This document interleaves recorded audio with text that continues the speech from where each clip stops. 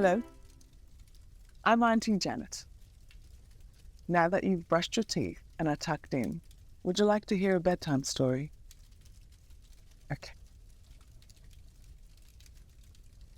This is the tale of Gemima Puddleduck by Beatrix Potter.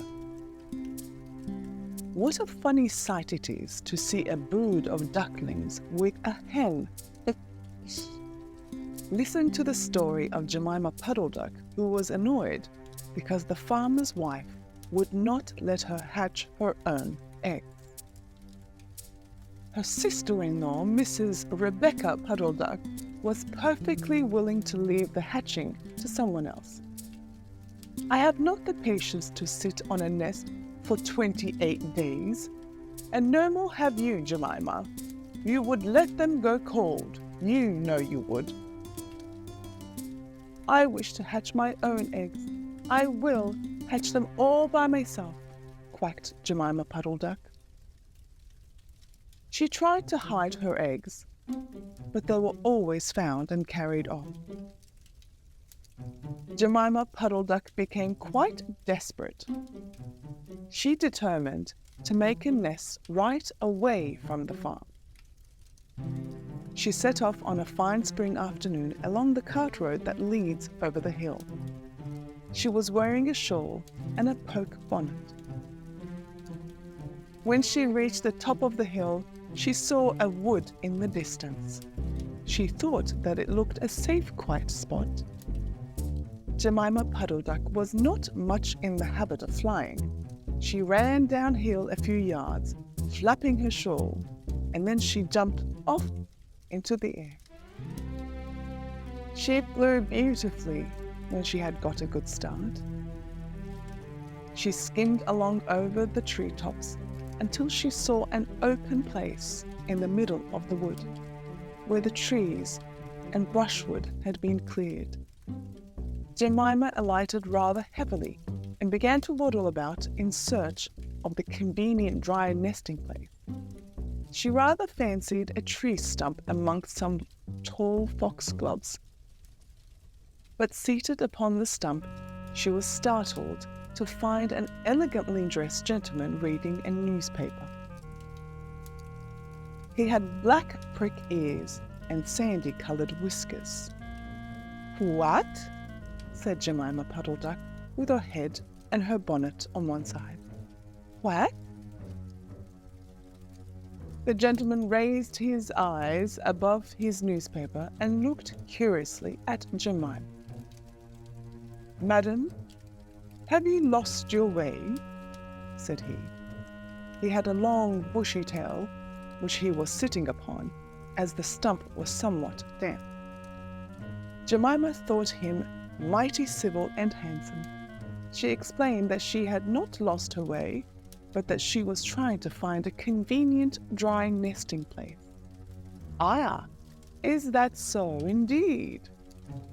said the gentleman with sandy whiskers, looking curiously at Gemima.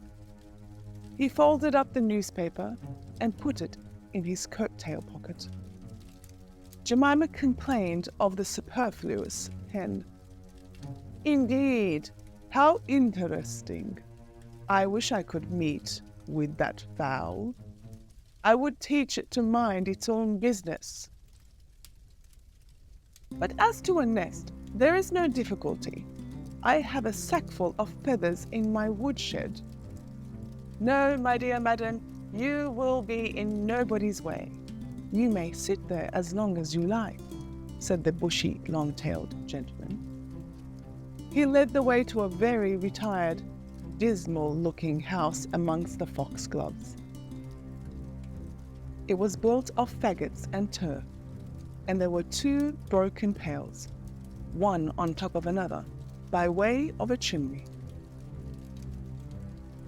"This is my summer residence. You would not find my winter house, so convenient," said the hospitable gentleman. There was a tumble-down shed at the back of the house, made of old soap boxes. The gentleman opened the door and showed Gemima in. The shed was almost quite full of feathers. It was almost suffocating.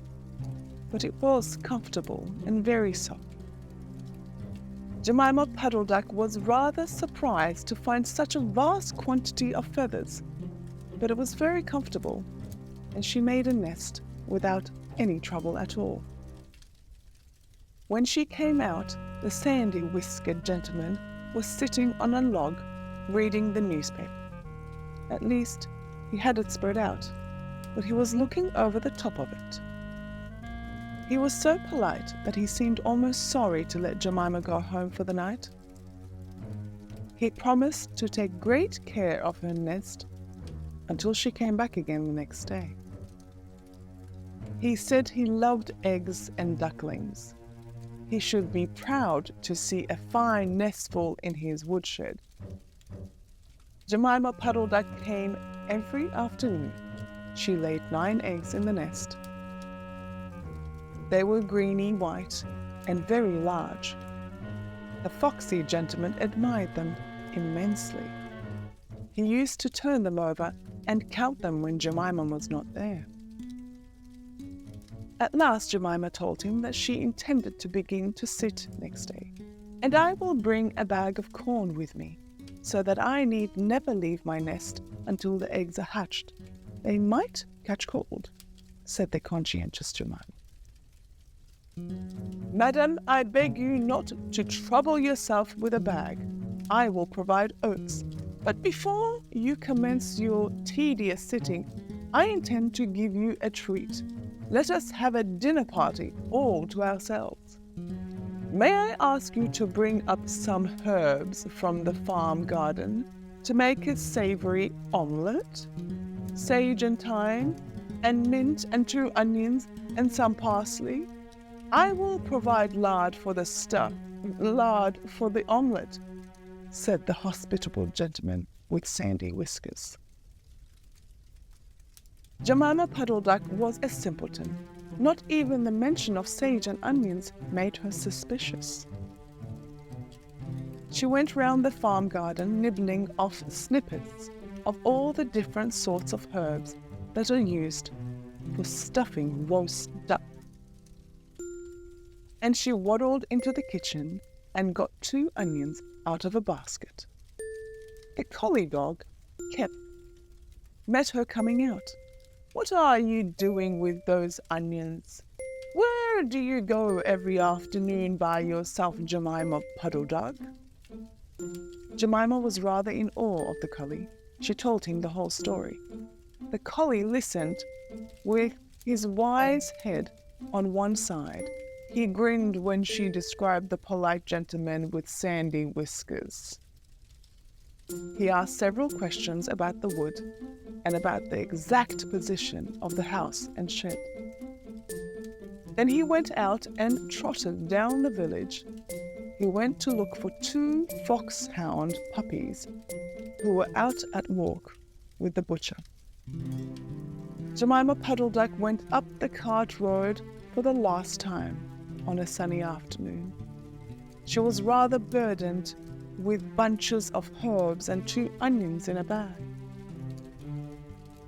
She flew over the wood and alighted opposite the house of the bushy, long-tailed gentleman. He was sitting on a log. He sniffed the air and kept glancing uneasily round the wood. When Gemima alighted, he quite jumped. Come into the house as soon as you have looked at your eggs. Give me the herbs for the omelette. Be sharp. He was rather abrupt. Gemima Puddleduck had never heard him speak like that. She felt surprised and uncomfortable. While she was inside, she heard pattering feet round the back of the shed. Someone with a black nose sniffed at the bottom of the door and then locked it. Gemima became much alarmed. A moment afterwards, there were most awful noises, barking, baying, growls, and howls, squealing, and groans. And nothing more was ever seen of the foxy whiskered gentleman. Presently, Kep, opened the door of the shed and let out Gemima Puddleduck. Unfortunately, the puppies rushed in and gobbled up all the eggs before he could stop them. He had a bite on his ear and both the puppies were limping. Gemima Puddleduck was escorted home in tears on account of those eggs. She laid some more in June, and she was permitted to keep them herself, but only 4 of them hatched.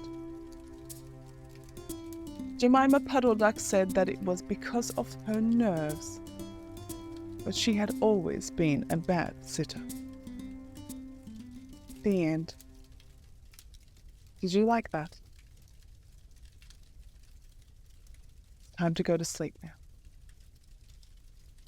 Say your prayers and remember, I love you very much, and Auntie Janet is always on your side.